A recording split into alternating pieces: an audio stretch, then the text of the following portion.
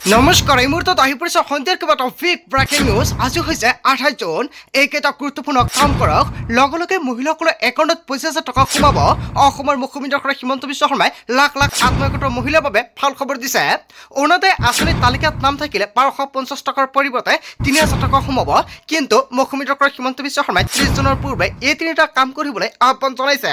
কেৱল এয়াই নহয়, যদি আপুনি চৰকাৰী কৰৰ বাবে জিৰণি কৰিছে, চৰকাৰী কৰ টকা পোৱা নাই নেকি, তেনে ক্ষেত্ৰত অতি শীঘ্ৰে আপোনালোকৰ একাউণ্টত চৰকাৰী কৰ টকা সোমাব। কৰিব লাগিব বিশেষ গুৰুত্বপূৰ্ণ কাম। লগতে লাখ লাখ ৰেচন কাৰ্ডৰ হিতাধিকাৰীৰ বাবে ভাল খবৰ। ৰেচন কাৰ্ড থাকিলে চেনি দালি নিমখ লাভ কৰিব মিঠাতেল। লগতে কেইবাটাও ৰাজনৈতিক খবৰৰ লগতে অৰাজনৈতিক খবৰ যুগুত কৰা হৈছে আজিৰ দিনটোত। গোটেই অসম তথা ভাৰতৰ বিভিন্ন প্ৰান্তৰ পৰা যুগুত হৈছে কেইবাটাও ডাঙৰ খবৰ।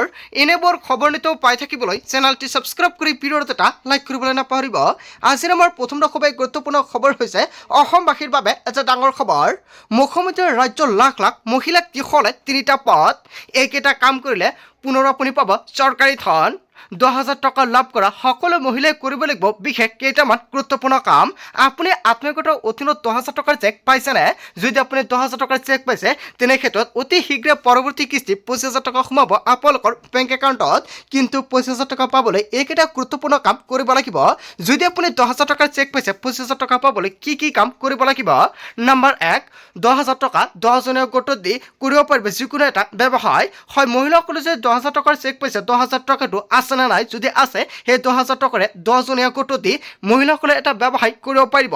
নম্বৰ 2, মহিলাসকলে নিজেও কৰিব পাৰিব ব্যৱসায়। যদি মহিলাসকলে ভাবিছে 10,000 টকা দি নিজে ব্যৱসায় কৰিব, তেনে ক্ষেত্ৰত কৰিব পাৰিব। নম্বৰ 3, স্বামীৰ ব্যৱসায়ৰ ক্ষেত্ৰতো 10,000 টকা বিনিয়োগ কৰিব পাৰিব। ইয়াৰে যিকোনো এটা কাম কৰিলে দ্বিতীয় পৰ্যায়ত 25,000 টকা সোমাব আপোনালোকৰ বেংক একাউণ্টত। অহা বছৰত মুখ্যমন্ত্ৰীয়ে সকলো মহিলাক প্ৰদান কৰিব এই ধনৰাশি। 2 জুলাইৰ পৰাই ৰাজ্যৰ মুখ্যমন্ত্ৰী হিমন্ত বিশ্ব শৰ্মাই কৰিছে বৃহৎ ঘোষণা। যদি আপুনি 10,000 টকাৰ চেক পাইছে, এই 3টা কাম কৰক, অন্যথা আপোনাৰ বেংক একাউণ্টত 25,000 টকা নোসোমায়। যিসকল মহিলাৰ তালিকাত নাম থকা সত্ত্বেও 10,000 টকাৰ চেক পোৱা নাছিল, সেইসকল হিতাধিকাৰীৰ একাউণ্টত একেলগে 35,000 টকা সোমাই দিব অসমৰ মুখ্যমন্ত্ৰী হিমন্ত বিশ্ব শৰ্মাই। ৰাজ্যৰ মুখ্যমন্ত্ৰী হিমন্ত বিশ্ব শৰ্মাই লাভযোগ্য কৰিছে বৃহৎ ঘোষণা। তাৰপিছত অসমবাসী ৰাজক জনাইছোঁ আমাৰ পৰৱৰ্তী খুবেই গুৰুত্বপূৰ্ণ খবৰ। লগতে এটা ডাঙৰ খবৰ, আপুনি অৰুণোদয় আঁচনিৰ নতুন নে পুৰণি হিতাধিকাৰী? পুৰণি হিতাধিকাৰীসকলে ধন কণ্টিনিউ পাবলৈ কৰিব লাগিব এইকেইটা গুৰুত্বপূৰ্ণ কাম। নতুনসকলৰ বাবে আছে নতুন নিয়ম। অৰুণোদয় আঁচনিৰ লাখ লাখ হিতাধিকাৰী শীঘ্ৰে আপডেট কৰক KYC আপডেট নাথাকিলে আপোনাৰ একাউণ্টত নোসোমাব চৰকাৰী ধন। অৰুণোদয় আঁচনিৰ ধন নিয়মীয়াকৈ পাবলৈ বেংক একাউণ্টৰ সৈতে ঠিক হৈ থাকিব লাগিব। যদি নাথাকে আপোনাৰ একাউণ্টৰ টকা নোসোমায়। অৰুণোদয় আঁচনিৰ বাবে যিটো মোবাইল নম্বৰ দিছে, সেই মোবাইল নম্বৰটো এক্টিভ কৰি ৰাখক। কিবা কাৰণত যদি মোবাইলটো পৰিৱৰ্তন হয়, চৰকাৰক জনাব লাগিব। এইটোৰ পৰা প্ৰত্যেক ব্লকত এজন অৰুণোদয়ৰ সহায়ক থাকিব। যদি মাহৰ টকা মাহতে জমা নহয়, তেনে ক্ষেত্ৰত ব্লকৰ অফিচত গৈ দিব পাৰিব অভিযোগ। তৃতীয়তে, অৰুণোদয়ৰ ধন নাপালে অভিযোগ দিবৰ বাবে চৰকাৰে মুকলি কৰিছে ফোন নম্বৰ। ফোন নম্বৰটো হৈছে 1800202626। এই ফোন নম্বৰতে ফোন কৰি বা মেছেজ কৰি দিব পাৰিব অভিযোগ। ধন নোপোৱা মহিলাসকলৰ বাবে চৰকাৰে মুকলি কৰিছে হেল্প ডেস্ক আৰু ফোন নম্বৰ। পুৱা 10 বজাৰ পৰা সন্ধিয়া 6 বজালৈকে ফোন কৰিব পাৰিব এই নম্বৰতে। ৰাজ্যৰ বিত্ত বিভাগে মুকলি কৰিছে হেল্পলাইন নম্বৰ। ৰাজ্যৰ প্ৰতিগৰাকী অৰুণোদয় হিতাধিকাৰীৰ বাবে ভাল খবৰ। 10 তাৰিখ হৈছে অন্তিম সময়সীমা। প্ৰতি মাহৰ 10 তাৰিখত অৰুণোদয় আঁচনিৰ টকা সোমাই দিয়ে। কিন্তু ৰাজ্যৰ মুখ্যমন্ত্ৰী হিমন্ত বিশ্ব শৰ্মাই 10 তাৰিখৰ পৰিৱৰ্তে 2 পৰা 3 আগষ্টত অৰুণোদয় আঁচনিৰ টকা ৰিলিজ কৰিব। কিন্তু 30 জুনৰ পূৰ্বে প্ৰতিগৰাকী হিতাধিকাৰী KYC আপডেট কৰিব লাগিব। যদি আপুনি এতিয়ালৈকে আধাৰ কাৰ্ডৰ সৈতে বেংক একাউণ্ট লিংক কৰাই, অতি শীঘ্ৰে কৰাই লৈ লওক, অন্যথা আপোনাৰ বেংক একাউণ্টত অৰুণোদয় আঁচনিৰ টকা নাপাব। আৰু 30 জুনৰ পূৰ্বে আপুনি অৰুণোদয় আঁচনিৰ লগতে বেংক একাউণ্টৰ লগতে আধাৰ কাৰ্ডত লিংক কৰিব লাগিব। তাৰপিছত অসমবাসীৰ ৰাজক জনাইছোঁ আমাৰ পৰৱৰ্তী খুবেই গুৰুত্বপূৰ্ণ খবৰ। লগতে এটা ডাঙৰ খবৰ, চৰকাৰী কৰ নোপোৱা সকলৰ বাবে আহি গ'ল ভাল খবৰ। ৰাজ্যত নতুনকৈ আৰু 30 লাখ মানুহে কৰিছে PMAY চৰকাৰী কৰৰ বাবে আবেদন আৰু সকলো পৰিয়ালে লাভ কৰিব চৰকাৰী কৰ। নতুনকৈ আৰু 30 লাখ মানুহে কৰিছে জিঅ' টেকিং। প্ৰস্তুত কৰিব নতুন হিতাধিকাৰীৰ তালিকা। কোনো দৰিদ্ৰ পৰিয়াল বাদ নপৰে চৰকাৰী কৰ লাভৰ পৰা। জিঅ' টেকিং কৰি থোৱা প্ৰায় 3,85,000 লোকে পাব চৰকাৰী কৰ। ইয়াৰ পাছতে সম্পূৰ্ণ হ'ব প্ৰায় 30 লাখ মানুহৰ জিঅ' টেকিং। কিস্তি হিচাপত ধন দিয়া হ'ব ঘৰ নিৰ্মাণ কৰিবলৈ। প্ৰথম কিস্তিৰ ধন পোৱাৰ লগে লগে ঘৰৰ ফাউণ্ডেশ্যন বনাব লাগিব। ঘৰ বনোৱা আৰম্ভ নকৰিলে দ্বিতীয় কিস্তিৰ ধন দিয়া নহ'ব। গতিকে PMAY ধন পোৱাৰ লগে লগে আপুনি ঘৰ বনাওক, অন্যথা নাপাব চৰকাৰী আৰু সুবিধা। অসমত কোনেও আৰু কেঁচা ঘৰত থাকিব নালাগে। প্ৰতিশ্ৰুতি অসমৰ মুখ্যমন্ত্ৰী ডক্টৰ হিমন্ত বিশ্ব শৰ্মাই যিসকল হিতাধিকাৰী এতিয়ালৈকে চৰকাৰী কৰৰ বাবে আবেদন কৰিব পৰা নাই নতুনকৈ চৰকাৰী কৰৰ বাবে আবেদনৰ সুবিধা লাভ কৰিব।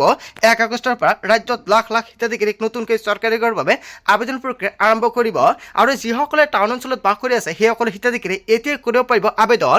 আধাৰ কাৰ্ডৰ সহায়তে ই-কেৱাইচিৰ মাধ্যমতে চৰকাৰী কৰৰ বাবে কৰক আপুনি আবেদন। কেনেকৈ আবেদন কৰিব যদি আপোনালোকৰ ভিডিঅ' লাগে কমেণ্ট কৰিব, কি নথি পত্ৰ লাগে নেক্সট ভিডিঅ'ত জনাই দিম।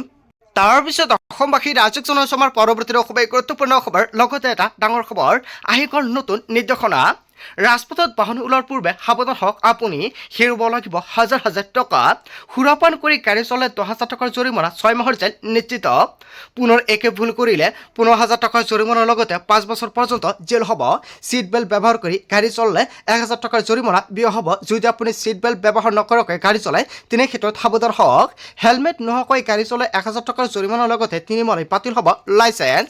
হেলমেট কেৱল ইয়াই নহয়, মোবাইল ফোন ব্যৱহাৰ কৰি গাড়ী চলালে 5,000 টকাৰ জৰিমনা বিয়া হ'ব। লাইচেন্স নোহোৱাকৈ গাড়ী চলালে 5,000 টকাৰ জৰিমনা বিয়া হ'ব। দুচকীয়া বাহনত 3 জন উঠিলে 1,000 টকাৰ জৰিমনা বিয়া হ'ব। ইঞ্চুৰেঞ্চ নোহোৱাকৈ গাড়ী চলালে 2,000 টকাৰ জৰিমনাৰ লগতে 3 মাহৰ জেল হ'ব নিশ্চিত। বাৰে বাৰে একে ভুল কৰিলে 4 মাহৰ 4,000 টকা জৰিমনা বিয়া হ'ব। প্ৰদূষণৰ প্ৰমাণপত্ৰ নাথাকিলে ভৰিব লাগিব 10,000 টকাৰ জৰিমনা আৰু 6 মাহৰ জেল। বিপদজনকভাৱে গাড়ী চলালে 5,000 টকাৰ জৰিমনা বিয়া হ'ব। ৰাজহুৱা পথত ষ্টাণ্ট বা ৰেচিং কৰিলে 5,000 টকাৰ জৰিমনা বিয়া হ'ব। অবলাট কৰিলে 20,000 টকা জৰিমনা বিয়া হ'ব। কম বয়সৰ ল'ৰা ছোৱালীয়ে গাড়ী চলালে 25,000 টকা জৰিমনাৰ লগতে 3 বছৰ পৰ্যন্ত জেল নিশ্চিত। এই বছৰলৈ বাতিল কৰি দিয়া হ'ব বাহনৰ পঞ্জীয়ন। 25 বছৰলৈ নাপাব ড্ৰাইভিং লাইচেন্স। আহি গ'ল নিৰ্দেশনা। দুচকীয়া চাৰিচকীয়া বাহনক লৈ কেইবাটাও নতুন নিয়ম জাৰি কৰা হৈছে, যিমান পাৰে সকলোকে শ্বেয়াৰ কৰি জনাই দিয়ক। তাৰপিছত অসমবাসী ৰাজ্যিক জনসমাৰ পৰৱৰ্তী খুবেই গুৰুত্বপূৰ্ণ খবৰ, লগতে এটা ডাঙৰ খবৰ। বৰভূমিত চলিব প্ৰশাসনৰ সৰ্ববৃহৎ উচ্ছেদ। BTCৰ 900ৰো অধিক বিঘা ভূমিত চলিব উচ্ছেদ অভিযান।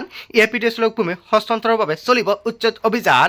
একেলগে প্ৰায় 93টা পৰিয়ালৰ ওপৰত চলিব উচ্ছেদ আৰু উচ্ছেদৰ পূৰ্বে পুনৰ সংস্থাপনৰ কৰা হ'ব উচ্ছেদিতক।